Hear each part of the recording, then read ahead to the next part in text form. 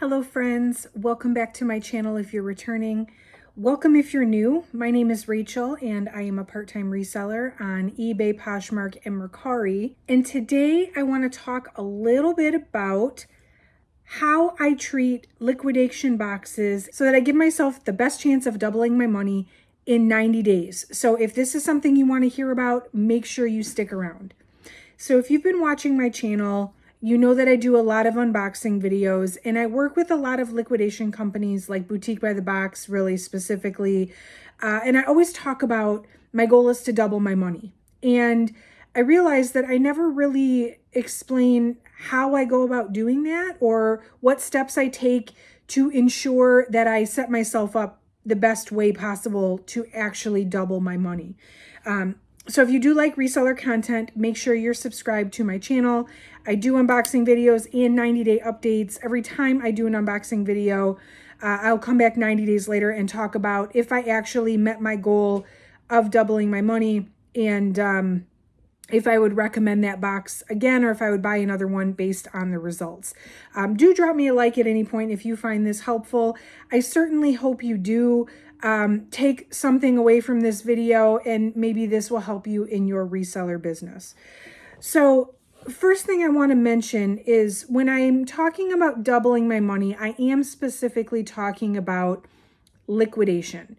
So these are items that I would pay up for, like my cost of goods is a little bit higher, but I'm getting higher end pieces or maybe the box isn't like a ton of work, like maybe it's 10 pieces. And my goal is to make back whatever I spent on that box plus double, right? So if I spend $200 on a 10-piece box and each piece is $20, I want to make my $200 back plus an additional $200.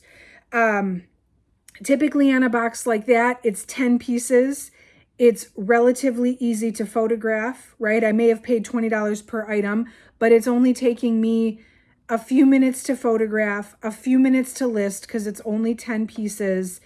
I'm not having to go out and source it, so I'm taking into consideration my time here as well. And considering the amount of work that I'm putting into it, $200 to me is a fair amount of profit. Now, what I'm not talking about is like a bins haul, right? If I go spend $200 at the bins, I'm probably coming home with 50, 60, 100 items, who knows, like a ton of stuff, right? And my cost per item is much, much lower. So I want my return on investment to be much higher on that because it's going to be a lot more work by the time you take into account how much time and effort it took for me to go to the bins, dig, find this stuff, sort through this stuff, come home, get it photographed and listed, and like that's a lot more work. And so that's a different type of investment.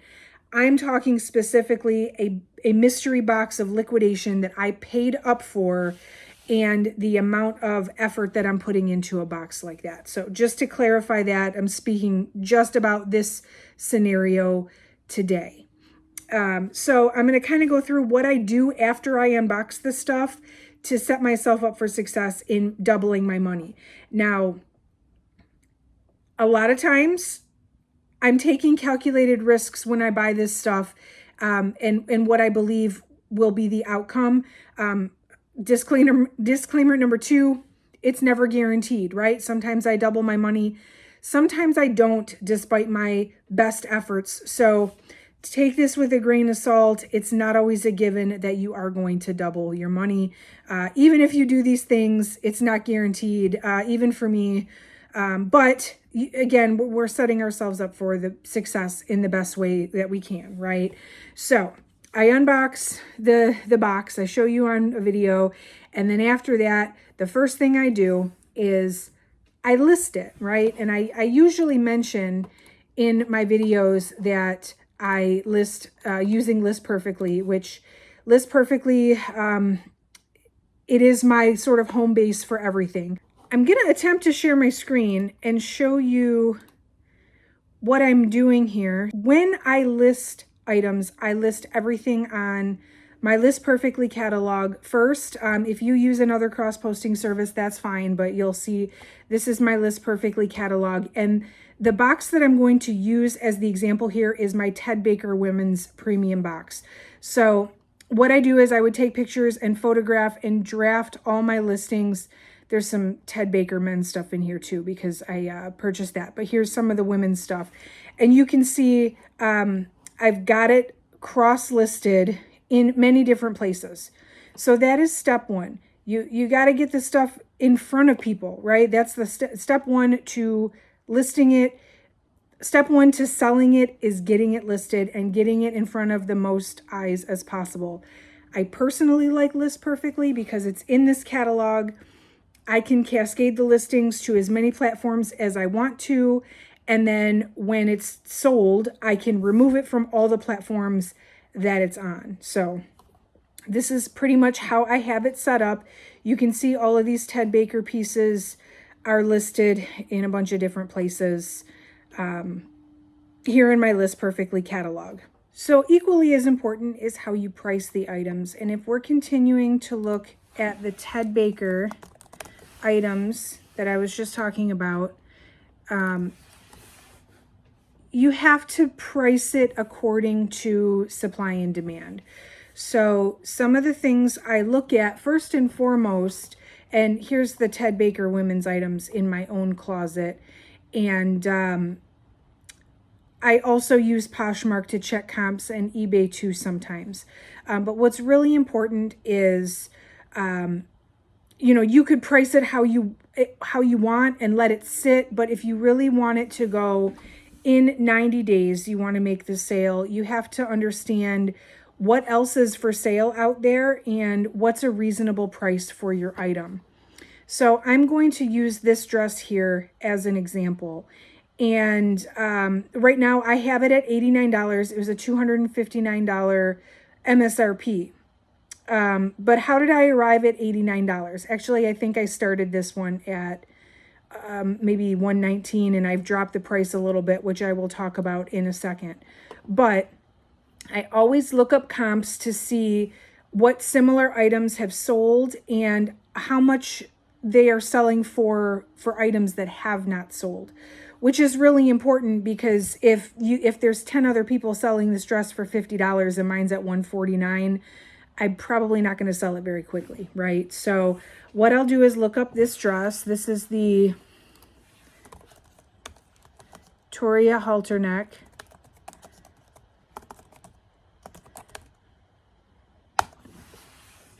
All right, so here's some other similar dresses. Now mine was a size 8. Here's mine actually right here. So you can see there's a size 12, a 12, a 2, and then mine is the only size 8. Mine has the most likes, and mine is also the lowest priced. I do want to run a quick search on sold items just to see what my range is. Because just because people are asking for $159, that doesn't mean they're going to get it, right? So this one, where'd it go?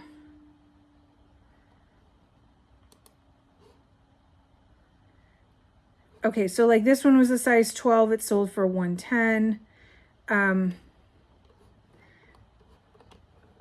don't see any other solds. Okay, so that's good to know.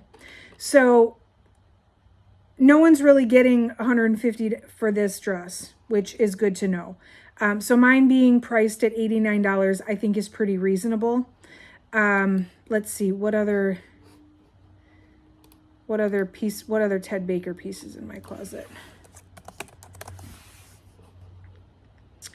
Where's this dress? Oh, this dress right here, the Hendria mini dress.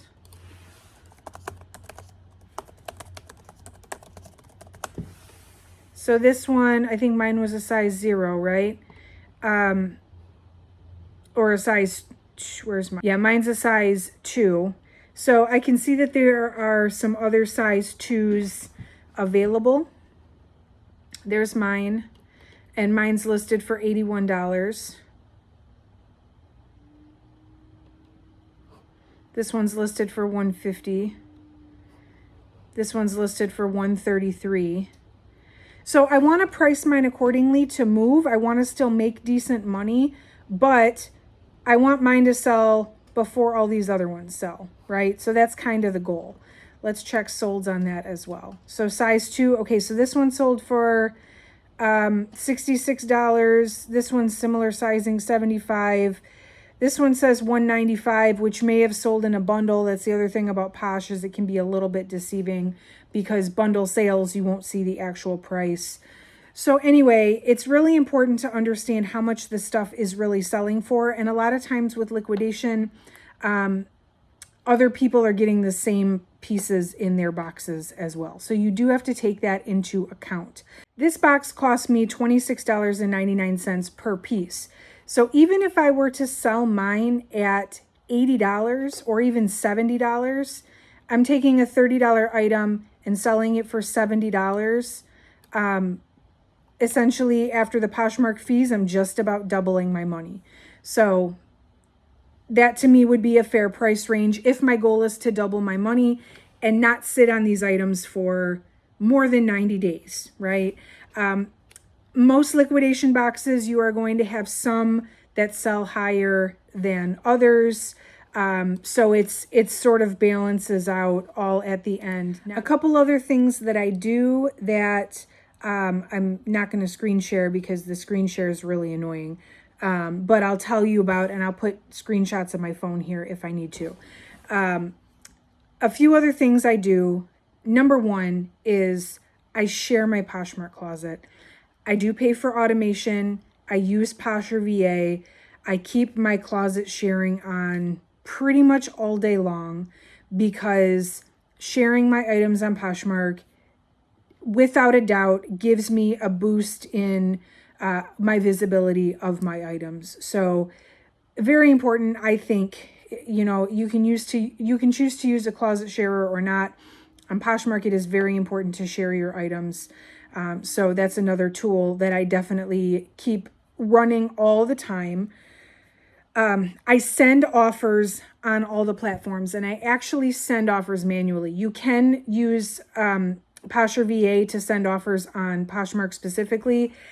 I don't know. I think I'm just a control freak, but I like to send my own offers. I don't like to let the automation do that part of it. So I send offers frequently, and my big 3 platforms, Poshmark, eBay, and Mercari, I can send offers on all 3 of those platforms, and I do so pretty frequently, especially if I have just listed the item and it's at my absolute highest price. I will always do like the first offer just to let people know that I am willing to negotiate. I am, willing to accept or come down on the price. And then sometimes they counter, sometimes they don't, but I always throw it out there. Same thing with eBay. I offer to watchers. On eBay too, I keep the best offer option turned on so that people can send me offers if they want to. And then I kind of make a decision from there if they send me an offer to accept or counter, just like I would on Poshmark. I send offers to watchers on all my items on eBay. And also on Mercari. The only thing is on Mercari, you have to send a lower offer every single time. So on Mercari, I usually won't start sending offers until there's like 3 or 4 likes on an item. Then I might send an offer. But either way, I am constantly in negotiation because I would rather take a little less than what I listed it for and sell it quickly than just have it sit there waiting for somebody to buy outright. Because really, I don't have a ton of outright sales. I just don't. Most of my sales come from me negotiating with people. So that's a really important factor as well. Also, I frequently participate in closet clear out on Poshmark. So not right away, but usually after maybe 3 weeks or 4 weeks, I do start dropping the price, right? I'm going to drop it 10% on closet clear out day. Any of those likers, now granted, those people have already received an offer most likely, but they're going to get a notification that I've dropped the price. And so I'm constantly like playing with how much something is going to sell for. So once I drop the price, it may or may not sell. That's okay. But as time is going by and as the item is sitting and as we're approaching that 90 days, I'm coming down on price because again, I'd rather it not sit. I'd rather it sell. So I am not every, like I don't drop every single item every time Posh does closet clear out, but I definitely use it to my advantage if I feel like it's time to start dropping the price on some of my liquidation items. On Mercari, I use the smart pricing option. I always start it at one price and allow the system to take it down to the lowest before I start sending offers. On eBay, usually after 30 days, I'll start running sales, 10% off, 15% off. So I use all of those negotiation features to my advantage as well. On Poshmark, after I've dropped the price 10%, the next time somebody likes that item, all of those original likers get another 10% off of the original 10%. So then the cycle of price negotiation starts over again because it's lower. Again, the name of the game is constant negotiation. You have to be willing to be flexible on the price. You have to be willing to take a little bit less than what you originally listed it for. And that does take some monitoring on your part, some effort. And then the last thing is delisting and relisting. Back to my list perfectly. When I'm approaching, or usually right at that 90-day mark, as much as I can help it, anything that's not sold yet, I am delisting and relisting. Now you saw my list perfectly catalog. Makes it very easy. When I'm ready to delist on Poshmark, I use that as my benchmark for when I delist everywhere else. So if I'm going to delist, I take it off of all the platforms at once and I relist on all the platforms again. Usually I use Poshmark's Lover List Challenge Days as a benchmark for that. Just because if you're going to do delist and relist, you might as well put yourself in the raffle. I've won it a few times, so definitely something I kind of look out for, but you don't have to because that's not a guarantee. But if you have a chance on Lover List Challenge Day and you want to do some delist and relist, some people say they do a few every day just to keep, their listings fresh. However you want to do that is totally fine. But the point is you do have to refresh your items every once in a while. And a lot of times I will end up getting a sale or two trickle in at the very last minute, at that 90-day mark, right before I give you guys an update because I've delisted and relisted it. So refreshing is also important. So that's really my biggest, I guess, strategies. It's not... I never wanted to give off the impression that I just sort of like listed the stuff and then it just magically just disappears out of my store. That's not exactly the case. There is some work behind the scenes that goes into me actually selling off the liquidation, but those are some steps that I would take on a typical 90-day cycle of a liquidation box to effectively double my money, or at least give the items the best chance of doing so. Now, like I said, it's not a guarantee. Sometimes I do all that stuff and I still don't double my money. That happens. Sometimes I double my money and I don't have to do all that stuff because the stuff in the boxes has enough demand that I don't need to. So it does kind of vary. But I hope you found those tips helpful. Let me know what I missed. Is there something I could be doing that you do that you find helps to move your inventory that maybe I didn't mention? There are some things I don't do maybe that work for you. Like I don't send bundle offers. I don't offer private discounts in bundles. And a lot of people communicate with like my shoppers and stuff. I choose not to do that just because I don't like bugging people, but that might work for you. Let me know anything I missed. Maybe there's something I could be doing to make more sales that I'm not. Let me know what works for you.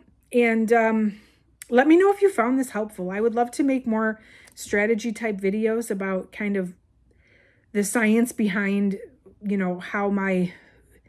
how my business kind of works in the background. So, let me know if there's any other topics you'd like me to discuss. Make sure you're subscribed, because when I do make more videos, I'll definitely you'll definitely want to get those notifications. And drop me a like if you found this helpful. That really helps my channel out a lot as well. But that's it for today. Thank you so much for watching, and I will catch you in the next one.